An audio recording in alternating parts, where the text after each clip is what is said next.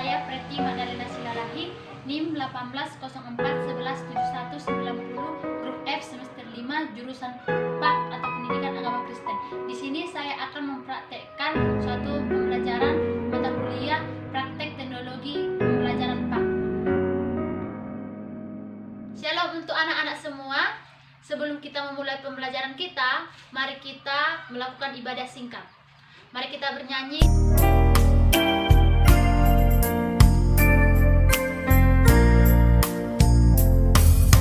Yesus sayang padaku, Alkitab mengajarku, walau ku kecil lemah, aku ini miliknya. Yesus Tuhanku sayang padaku, itu firman-Nya di dalam Alkitab. Satukan hati kita, mari kita berdoa. Bapa di dalam surga, terima kasih kami ucapkan kepadamu atas segala kasih-Mu sehingga kami dapat berkumpul di tempat ini. Ya Tuhan, sebentar lagi kami akan memulai pembelajaran kami. Kiranya Tuhan yang memberkati hati dan pikiran kami. Kami serahkan segala aktivitas kami sepanjang hari ini hanya ke dalam tangan pengasihan-Mu. Dalam nama anak Yesus Kristus kami berdoa dan mengucap syukur. Amin. Kita memulai pembelajaran kita. Ibu mengabsen dulu ya. Yang pertama Marnanda. Oke, hadir. 2 Agatha. Oke, hadir. 3 Pascal. Oke, hadir. Oke, semua hadir ya. Oke. Pembelajaran kita pada hari ini yaitu dampak dosa. Kalau dibicarakan tentang dosa, apa yang anak-anak ibu pikirkan? Kalau berbicara tentang dosa, apa yang pertama terngiang di pikiran anak-anak ibu sekalian? Oke, ya betul. Dosa adalah suatu perilaku yang tidak disukai Tuhan. Adapun tujuan kita mempelajari dampak dosa ini yaitu supaya anak-anak ibu sekalian mengetahui apa dampak dosa tersebut dan bertekad untuk tidak berbuat dosa. Tahukah kamu apa itu dosa? Dosa adalah tindakan manusia yang tidak mengikuti perintah Allah atau melanggar perintah Allah. Dosa hanya bisa diampuni oleh Allah. Dia satu-satunya yang berhak dan mampu mengampuni dosa kita. Sebelum kita masuk ke dalam materi, ibu mau anak-anak sekalian menonton video berikut ini.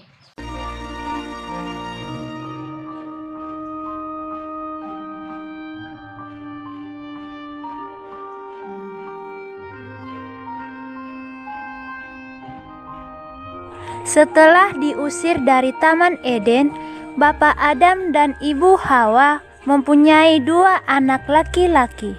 Kain kakaknya adalah seorang petani. Habel adiknya adalah gembala kambing domba.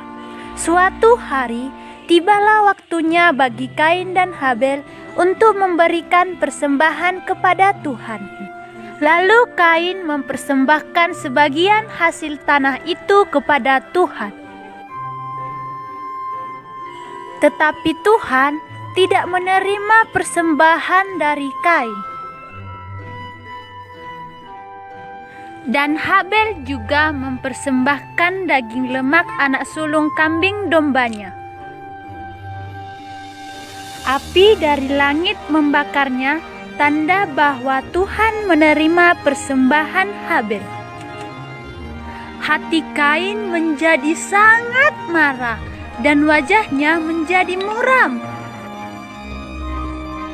Tuhan mengingatkan agar Kain harus selalu berbuat baik agar tidak berdosa. Tapi Kain mempunyai rencana yang jahat. Lalu Kain mengajak Habel pergi ke padang. Tiba-tiba Kain memukul Habel adiknya sampai terluka parah. Tuhan mengetahui perbuatan jahat Kain, tetapi Kain tidak mau mengakuinya. Tuhan menghukum Kain. Tuhan tidak memberkati Kain dan Kain menjadi seorang pengembara. Walaupun Tuhan menghukum Kain, tetapi dimanapun Kain berada, Tuhan melindunginya. Ayat hafalan. Tunjukkanlah jalanmu kepadaku ya Tuhan.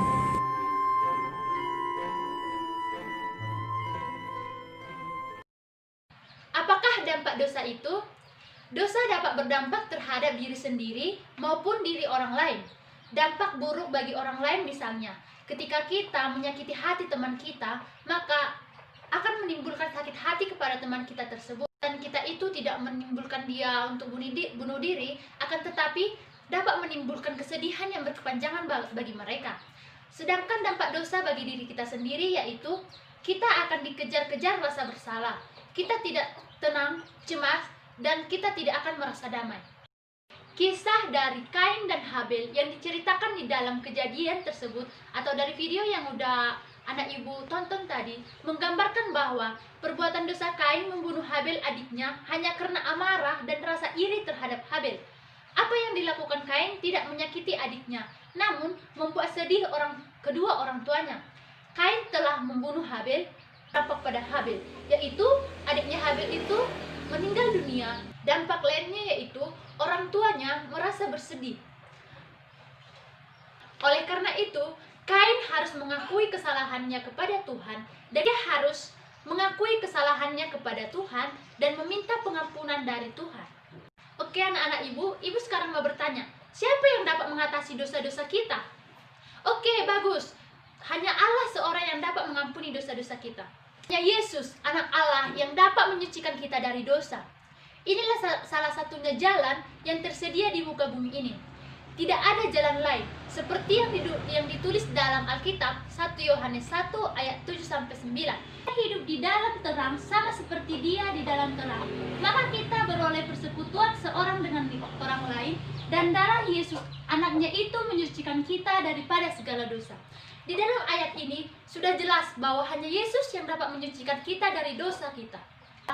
Jika kita berkata bahwa kita tidak berdosa, maka kita menipu diri kita sendiri dan kebenaran tidak ada di dalam kita.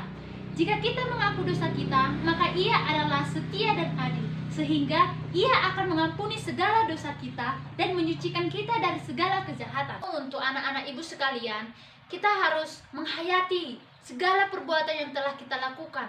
Segala perbuatan kita, baik itu kepada adik kita, melawan kepada orang tua, segala jenis tindakan dosa yang telah pernah kita perbuat. Anak-anak ibu, apakah kalian mau bertekad untuk tidak melakukan dosa itu lagi? Nah, untuk itu ibu ingin kita belajar dari lagu ini, Kidung Ceria nomor 231.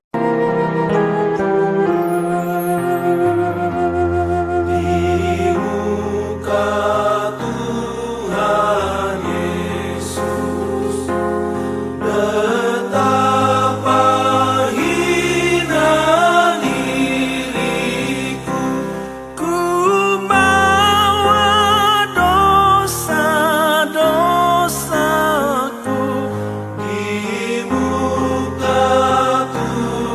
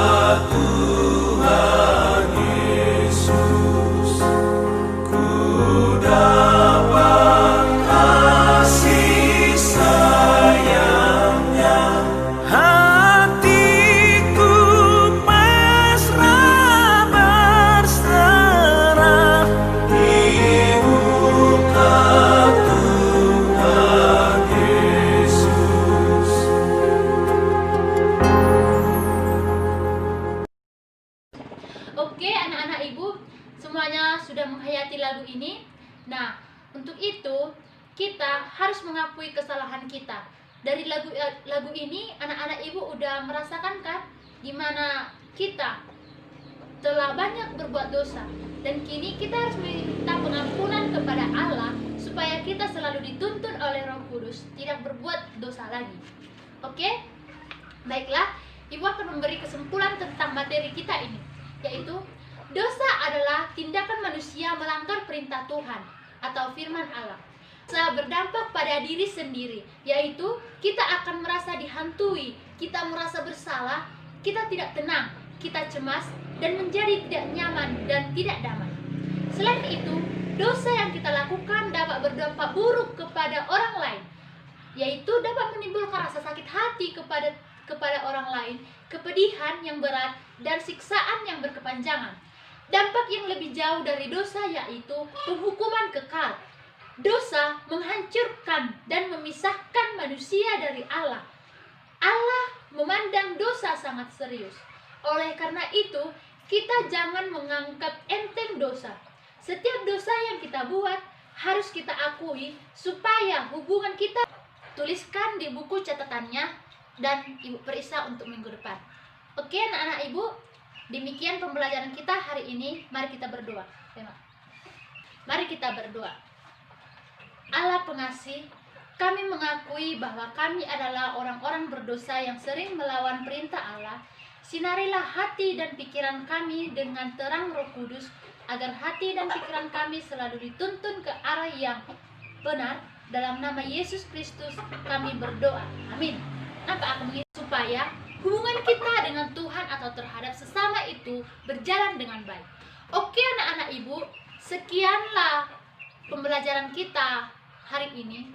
Ibu mau anak-anak sekalian menuliskan apa saja yang telah anak-anak ibu dapatkan pada hari ini. Tuliskan di buku catatannya dan ibu periksa untuk minggu depan. Oke anak-anak ibu, demikian pembelajaran kita hari ini. Kita berdoa.